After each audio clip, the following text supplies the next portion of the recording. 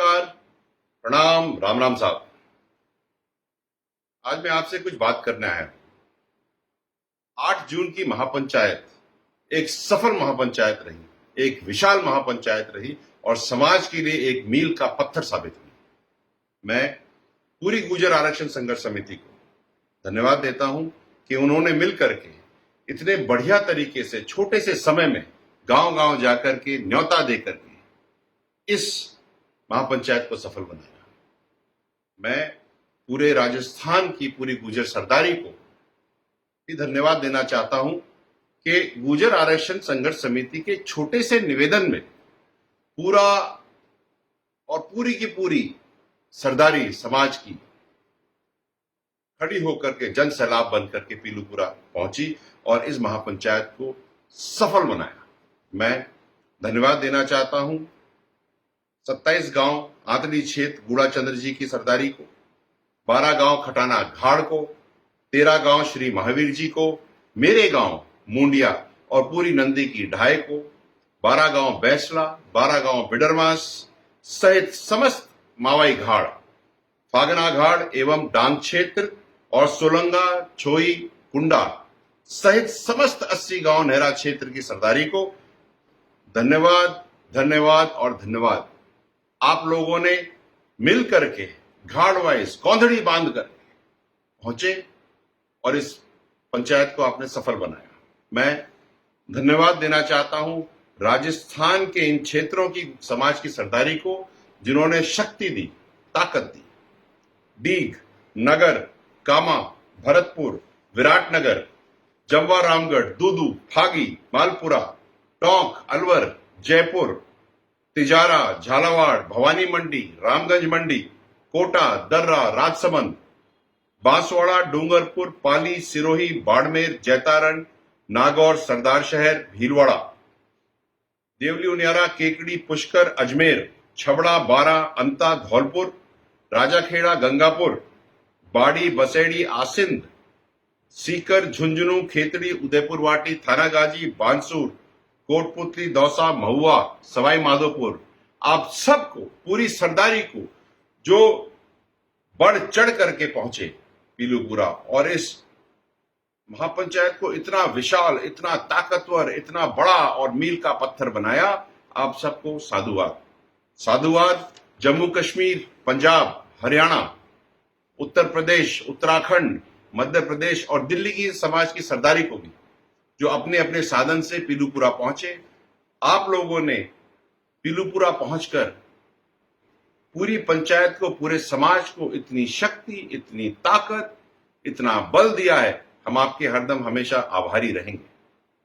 मैं धन्यवाद माननीय मुख्यमंत्री जी को भी देना चाहता हूं, पूरे पुलिस प्रशासन को भी देना चाहता हूं, पूरे एडमिनिस्ट्रेशन को भी देना चाहता हूं, जिन्होंने बखूबी तरीके से इस महापंचायत को करवाने में अपना अपना योगदान दिया। लोग पूरी सरदारी से मैं ये बात करना चाहता हूं कि ये समझिए कि सदियों से गुर्जर समाज संघर्ष करता आ रहा है और पिछले 17 साल से भी आपने अपना संघर्ष तो देखा ही है। 17 सालों में संघर्ष होता रहा, लेकिन संघर्ष के तरीके बदलते गए। इस बार की महापंचायत और पिछला संघर्ष जिसमें हमको बैकलॉग मिला, दोनों संघर्षों में आंदोलन की जरूरत नहीं पड़ी, लेकिन काम हो गया। तरीके बदलते हैं, समय बदलता है, लेकिन बदलते तरीकों और बदलते समयों के बीच हमें अपने पुराने तरीके नहीं भूलने चाहिए। अगर जरूरत पड़ेगी तो हम अपने पुराने तरीकों से भी अपनी मांगे मनवा सकते हैं। इसलिए ये ध्यान रखना है हमको कि हर जगह लोकतंत्र में सर गिनने से ही कार्य होता है। मैं एक और चर्चा करना चाहता हूं आप सबसे।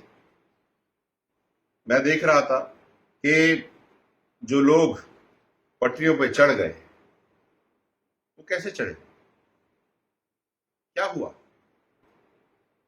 जो युवा जिनकी नौकरियों के लिए हम संघर्ष कर रहे हैं, जिनकी हम एक तरफ तो हम केसों को हटाने के लिए संघर्ष कर रहे हैं और दूसरी तरफ नए केस लग रहे हैं जब हमको लगवाने की जरूरत ही नहीं है, जब पंचायत महापंचायत समाप्त हो गई और एक निर्णय ले लिया गया। Facebook, social media influencers reel बनाने वालों के चक्कर में हम अपना भविष्य अंधकार में कर रहे हैं। ये मैं आपसे कहना चाहता हूं साहब, युवाओं से खास करके कहना चाहता हूं। युवाओं, अगर आपको अपने आइडल ही बनाने हैं, अगर आपको किसी को आप देखना ही है आगे, तो विजय गुजर को बनाइए, कोमल गुजर को बनाइए। इन लोगों ने अपने दम पर मेहनत से अपने जीवन को एक डायरेक्शन दिया, एक रास्ता दिया, एक रुख दिया, और वो अब अपनी अपनी जगह पर खम की तरह खड़े हैं। अब आप ये देखिए कि हम तो कर रहे हैं आपकी नौकरियों की कोशिश, और आपके अब केस लग रहे हैं। अब दुविधा की स्थिति आ गई है साहब। इसलिए मैं माननीय मुख्यमंत्री जी से निवेदन करना चाहता हूं कि वश हो गया साहब, लोग लड़के को बरगला दिया गया और जोश में इनको लेकर के पटरी पे बिठा दिया गया, जोश में होश खो बैठे। इनकी गलती है, सरासर गलती है, लेकिन ये अपने ही समाज के, अपने ही राजस्थान के बच्चे हैं। अगर हम इनके केसेस में संवेदनशीलता दिखाएं, इनको बचाएं, तो हमारा समाज और हमारे समाज के आने वाली पीढ़ी और युवा थोड़ा सा ठीक महसूस करेगा। इसलिए मैं एक बात और आप सबसे कहना चाहता हूं कि आपने ये जो समाज की पगड़ी मेरे माथे दी, उसके सम्मान में आप लोग बखूबी तरह से आए। आपने मेरा मान भी बढ़ाया, आपने समाज का मान भी बढ़ाया, आपने मुझे एक ऐसे मेरी जिम्मेदारी को और बढ़िया तरीके से पूरा करने की आपने मेरे को आश्वासन भी दिलवाया और मेहनत भी दिलवाई और मेरे को सपोर्ट भी किया। इसके लिए साधुवाद है पूरी सरदारी को। उन बुजुर्गों को साधुवाद है जो कड़ी धूप में 48 डिग्री टेम्परेचर में धूप में बैठे, पसीने से तर, लेकिन समझौता मसौदे का इंतजार करते रहे। आप सबको मेरे हृदय के कण कण से धन्यवाद है। और अगर हम इसी तरह से अपने समाज के लिए निरंतर संघर्ष करते रहेंगे, तो मेरा पूर्ण विश्वास है कि हम समाज को उस जगह ले जा पाएंगे जहां पे कर्नल बेंसला का विजन था, अच्छी शिक्षा, अच्छा स्वास्थ्य, पढ़ी लिखी माँ और कर्ज मुक्त समाज। इस चीज के लिए ही तो हम कार्य कर रहे हैं। ये जो कवायद महापंचायत की थी, इसी के लिए तो थी। इसलिए आप सबका धन्यवाद। मैं ये और कहना चाहता हूं कि कार्य शुरू होने वाला है। 1-2 दिन में हमारी मीटिंग शुरू हो जाएगी। महापंचायत के बाद जो निर्णय आया उसमें हमारी एक देवनारायण योजना के मॉनिटरिंग मीटिंग शुरू हो जाएंगी। हमारी ये 3 मंत्रीय सब कमेटी मीटिंग शुरू हो जाएंगी। नौकरियों के ऊपर जो 60 दिन का जो टाइमलाइन था उसकी मीटिंग शुरू हो जाएंगी। कमेटीज बनने लग जाएंगी। हम एक एक चीज के अंदर घुस करके देखेंगे कि हम कैसे अपने युवाओं को उनका हक दिला सकें। ये संघर्ष की लड़ाई है साहब, ये मिलकर लड़ी जाएगी, टुकड़ों में नहीं लड़ी जाएगी।